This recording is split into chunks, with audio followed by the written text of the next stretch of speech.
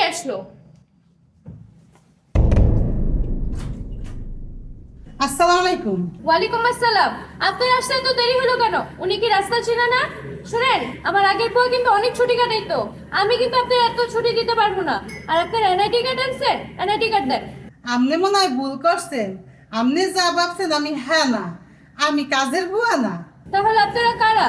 এটা সোহাগের বাসা না? আপনি সোহাগ বলতেছেন কেন? সোহাগ স্যার বলেন। আচ্ছা, এটা সোহাগ স্যারের বাসা। জি। আমি সোহাগ স্যারের বড় ভাই, গ্রাম থেকে আসছি। উনি আমার ওয়াই, সোহাগ স্যারের ভাবি। ও, আপনারা গ্রাম থেকে আসা ভাই ভাবি? আপনাদের তো দেখে মনে হয় না। আচ্ছা, ভিতরে আসেন। আসো আসো।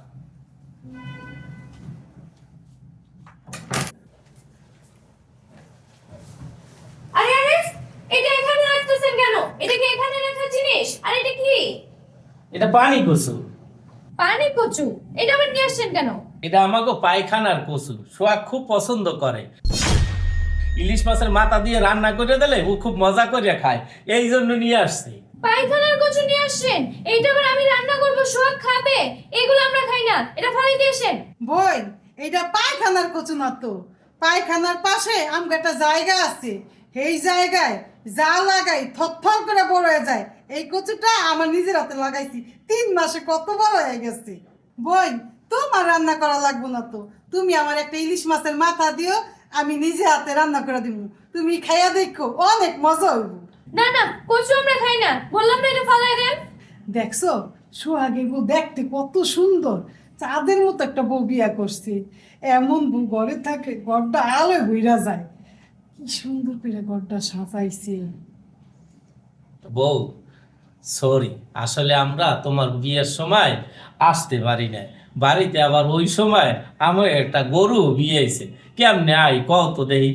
আমরা গ্রামে থাকি, ক্ষেত খামারে কাজ করি, গরু বছর পালি, এই জন্য আমরা আইতে পারি না। তুমি কিছু মনে করিও না, আমরা দুইজনেই তোমার কাছে দুঃখিত। না না, আমি কিছু মনে করি নাই। বিয়ের সময় আসছে নাই, ভালোই হয়েছে, না হলে তো মান সম্মান মোটেও থাকতো না। তুমি কি দাঁড়া এই কথা কইবা? বহু না না, এখানে বসেন না। আপনারা জার্নি করে আসছেন, শরীরে জার্মস আছে। আপনারা ফ্রেশ হয়ে নেন, আসেন আমার সাথে আসেন। জান কি ফেরেস কি, কি কইলো তো কিছুই বুঝলাম না। আসেন আসেন আসেন আসেন, ভিতরে আসেন।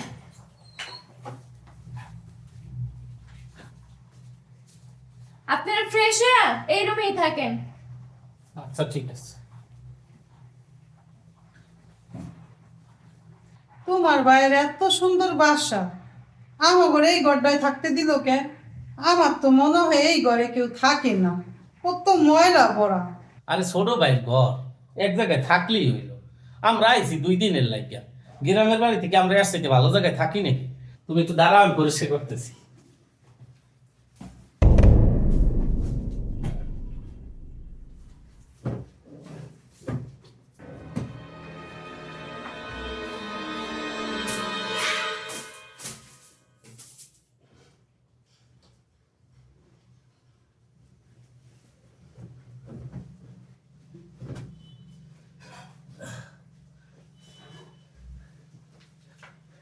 বহ বহ।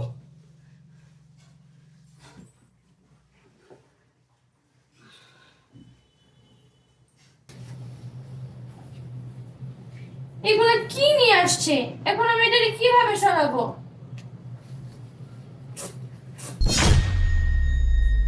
ইউ।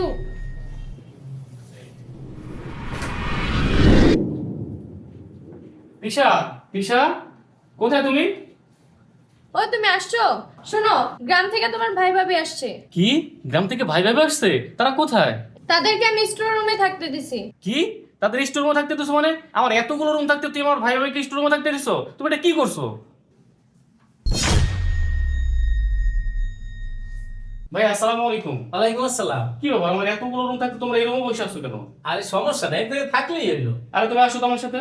না না, এই নেই, ঠিক আছে। তুমি কোনো কথা বলো না, আসো আমার সাথে, আসো ভাবি, তুমি আসো।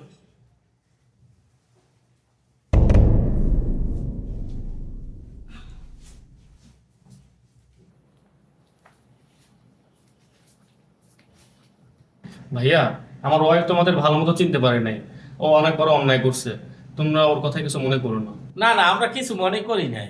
ভাইয়া তোমাদের স্টোর রুমে থাকতে হবে না, এই রুমে এসি করা আছে, এই রুমটা অনেক সুন্দর, এখন থেকে তুমি এই রুমে থাকবা। না, আমার রুমে তো কোনো সমস্যা নাই, আমরা ওই রুমেই থাকতে পারবো। না, তোমরা এসি রুমেই থাকবা। আর তিশা, তুমি হয়তো ভাই ভাবির সম্পর্কে অনেক কিছুই জানো না। আমার বয়স যখন 3 বছর, তখন আমার মা বাবা মারা যায়। তখন থেকে আমার ভাই এবং ভাবি আমাকে কোলে পিঠে করে মানুষ করছে। এমনকি আমাকে মানুষ করার জন্য ভাই ভাবি একটা সন্তান পর্যন্ত নেয়নি। আর সেই ভাই ভাবিকে তুমি স্টোর রুমে থাকতে দিছো?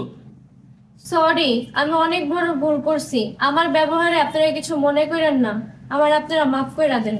আরে বোন, তুমি আমার ছোট বোনের মতো, তোমার কথা আমরা কিছু মনে করি নাই। হ্যাঁ, তোমার ভাবি ঠিকই কইছে, আমরা কিছু মনে করি নাই। তিশা, যাও তাড়াতাড়ি খাবার রেডি করো, অনেকদিন পর ভাই ভাবির সাথে একসাথে খাবো। আচ্ছা ঠিক আছে, তোমরা টেবিলে বসো, আমি খাবার নিয়ে আসতেছি। আচ্ছা ঠিক আছে, যাও। ভাইয়া চলো।